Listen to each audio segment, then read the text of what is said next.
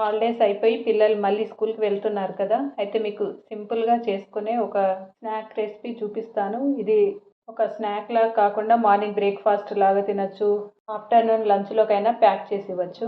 ఈ రెసిపీ చేయడం చాలా సింపుల్.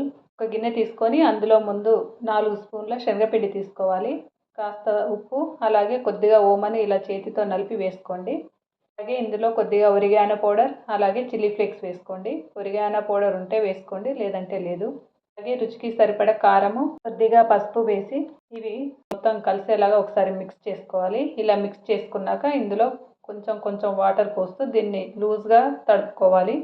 దోసల పిండి ఎంత లూజ్గా ఉంటుంది ఆ కన్సిస్టెన్సీ ఉండాలి. ఒకేసారి ఎక్కువగా నీళ్లు పోయకుండా కొద్ది కొద్దిగా నీళ్లు పోస్తూ ఎక్కడ కూడా ఉండలు లేకుండా ఇలా మిక్స్ చేసుకోవాలి. ఇందులో కొద్దిగా నేను పిజ్జా సాస్ వేస్తున్నా. పిల్లలు తింటూ ఉంటే కొంచెం పిజ్జా ఫ్లేవర్ ఉంటే వాళ్ళు ఇష్టంగా తింటారని వేస్తున్నా. ఇది వేయకుండా టేస్ట్ బాగుంటుంది, ఇది ఆప్షనలే. స్పూన్తో అయినా లేదా ఇలా విస్కర్తో అయినా ఎక్కడ కూడా ఉండలు లేకుండా బాగా మిక్స్ చేసుకోవాలి. ఇప్పుడు ఈ పిండి ఈ కన్సిస్టెన్సీ ఉంటే సరిపోతుంది. ఇప్పుడు ఈ బౌల్ని పక్కన పెట్టేసుకొని ఆలుగడ్డను కట్ చేసుకోవాలి. ఆలుగడ్డను మంచిగా కడిగి పైన పొట్టు తీసి బాగా సన్నగా కాకుండా అలాగని లావుగా కాకుండా ఈ విధంగా కట్ చేసుకోవాలి. ఇలా కట్ చేసుకున్న ఆలుగడ్డ ముక్కలన్నీ పక్కన పెట్టేసుకొని ఇప్పుడు ఒక ప్యాన్ తీసుకొని అందులో బటర్ వేసుకోవాలి. బటర్ వంతు మీరు నూనె కూడా వేసుకోవచ్చు. బటర్ మెల్ట్ అయ్యాక కట్ చేసి పెట్టుకున్న ఆలుగడ్డలన్నిటినీ కూడా ఇలా ప్యాన్లో విడివిడిగా పెట్టి ఒకవైపు ఫ్రై చేసుకోవాలి. మంటని మీడియం టు హై ఫ్లేమ్లో అడ్జస్ట్ చేసుకుంటూ ఒకవైపు మంచిగా వేయించుకున్నాక ఈ ఆలుగడ్డ ముక్కలన్నిటినీ కూడా రెండో వైపుకు తిప్పుకోవాలి.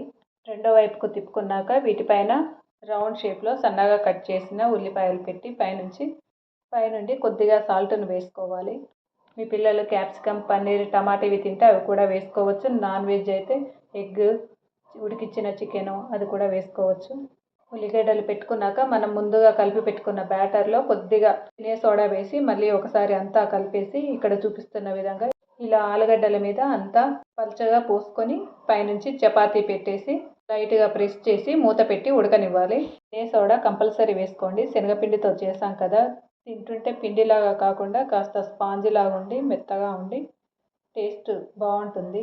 ఒకవైపు కాలాక మూత తీసి రెండో వైపు తిప్పుకోవాలి. దీనిపై నుండి చీజ్ను తురిమి వేసుకోవాలి. మొజరెల్లా చీజ్ అయితే మొజరెల్లా చీజ్ వేసుకోండి, నేనైతే ఇక్కడ నార్మల్ చీజే వేస్తున్నాను. పైనుంచి మళ్ళీ కాస్త చిల్లీ ఫ్లేక్స్, ఒరిగానో పౌడర్ వేసి మళ్ళీ చీజ్ కరిగే వరకు మూత పెట్టి ఉడకనివ్వండి. చీజ్ కరిగాక మూత తీసి పైనుంచి కొత్తిమీర వేసి ఇక్కడ చూపిస్తున్న విధంగా సగానికి ఫోల్డ్ చేసుకోవాలి. తింటుంటే ఇది పైన చాలా క్రిస్పీగా లోపల జ్యూసీగా ఉంటుంది. పైన చూడండి ఎంత క్రిస్పీగా ఉందో. దీన్ని పిల్లలకి మార్నింగ్ బ్రేక్ఫాస్ట్ లాగా ఇవ్వచ్చు, లేదంటే సగానికి కట్ చేసి బాక్స్లో కూడా ప్యాక్ చేసి ఇవ్వచ్చు. దీన్ని కుక్ చేస్తుంటే పిజ్జాని బేక్ చేసినప్పుడు స్మెల్ ఎలా వస్తుంది, ఇప్పుడు దీన్ని కుక్ చేస్తుంటే కూడా అదే స్మెల్ వస్తుంది. వంటిల్లు మొత్తం పిజ్జాని బేక్ చేస్తే ఎలా వస్తుందో స్మెల్, అలా వంటిల్లు మొత్తం నిండిపోయింది. ఆన్లైన్ క్లాసెస్ వింటున్న మా అమ్మాయి పిజ్జా చేస్తున్నావా అని చెప్పేసి ఇచ్చే వరకు కూడా ఆగకుండా సైడ్ నుంచి చిన్న పీస్ తీసుకొని తినేసింది. నుండి కొద్దిగా కెచప్ వేసి మీ పిల్లలకి ఇవ్వండి, మారం చేయకుండా తినేస్తారు. పిండి కొద్దిగా మిగిలింది, అందులో నేను ఆలుగడ్డ పైన టమాటా వేసి సేమ్ అదే ప్రాసెస్లో చేసుకోవాలి. పిల్లలే కాకుండా పెద్దవాళ్ళకు కూడా నచ్చుతుంది, తప్పకుండా ట్రై చేయండి. ఇంకో మంచి రెసిపీతో మళ్ళీ కలుద్దాం. వీడియోని లైక్ చేసి షేర్ చేసి నా ఛానల్ని సబ్స్క్రైబ్ చేసుకోండి. Thank you.